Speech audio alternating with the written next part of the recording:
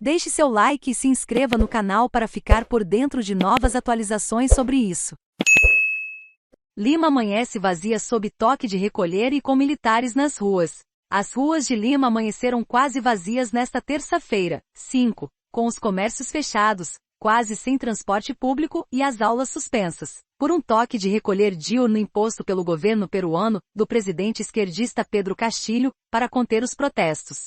Patrulhas militares vigiavam avenidas e pontos estratégicos da capital peruana e do Porto de Callao, onde vivem 10 milhões de pessoas, das quais boa parte está impedida de trabalhar pelo toque de recolher, já que ganha a vida no mercado informal. A população de Lima foi surpreendida pela medida, anunciada minutos antes da meia-noite de segunda-feira, por Castilho na televisão, já que os distúrbios foram concentrados, os mais graves ocorreram nas províncias, não na capital. Diante dos atos de violência que alguns grupos tentaram criar, e para restabelecer a paz e a ordem interna, o Conselho de Ministros aprovou declarar a imobilidade cidadã, toque de recolher, das 2 horas da manhã até 23 horas e 59 da noite do dia 5 de abril, para resguardar a segurança cidadã, afirmou Castilho. A medida, que provocou indignação nas redes sociais, não foi respeitada pela manhã por muitos moradores, que precisavam ir aos seus locais de trabalho, em hospitais ou hotéis, mas os infratores não foram repreendidos pelos militares e policiais.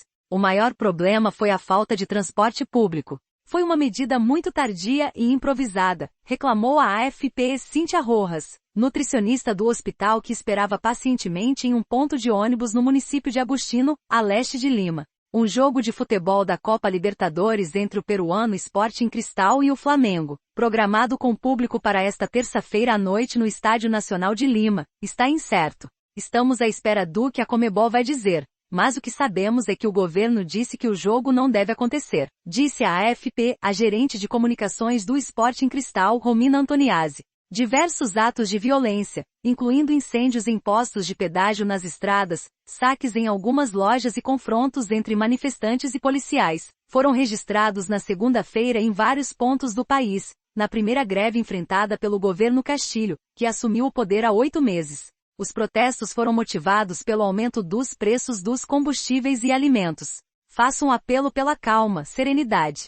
O protesto social é um direito constitucional, mas deve acontecer dentro da lei, afirmou Castilho em seu discurso ao país. Castilho, um professor rural de 52 anos, anunciou o toque de recolher uma semana depois de evitar um processo de afastamento pelo Congresso, onde os opositores o acusam de falta de rumo no governo e de permitir a corrupção em seu entorno. O toque de recolher será válido no momento em que a economia peruana tenta superar os prejuízos provocados pela pandemia de Covid-19, e em coincidência com o 30º aniversário do autogolpe de Estado do ex-presidente Alberto Fujimori, atualmente preso, em 5 de abril de 1992. Toque de recolher para restabelecer a ordem, uma medida autoritária do governo Pedro Castilho que demonstra inépcia, incapacidade para governar. É como acabar com os acidentes de trânsito proibindo a circulação de veículos, disse a AFP, o analista político Luiz Benavente. Em uma tentativa de reduzir as críticas, o governo eliminou no fim de semana o imposto sobre os combustíveis. Castilho também decretou o aumento de 10% do salário mínimo, que subirá para 1.025 soles, $277, a partir de 1º de maio. A Confederação Geral dos Trabalhadores do Peru, CGT, principal central sindical do país, rejeitou o percentual do aumento, considerado insuficiente, e convocou protestos para quinta-feira. Castilho registra índice de desaprovação de 66%, segundo uma pesquisa do Instituto Ipsos.